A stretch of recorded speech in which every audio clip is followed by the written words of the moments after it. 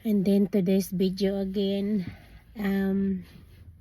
so nag-aantay ako sa mga tauhan ko dito sa sasakyan ko kapag ako ay inaantok na o napapagod.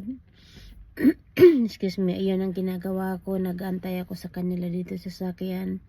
Minsan natutulog ako dito sa likuran kasi may lugar naman akong dito pwedeng tulugan kapag napapagod ako kasi iba na yung tumatanda.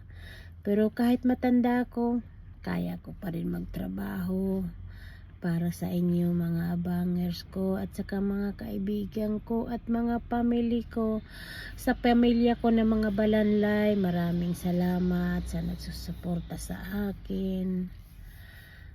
Kahit hindi tayo magkita-kita, kahit lang sa Facebook, okay na yan. So maraming salamat sa inyo. Thank you.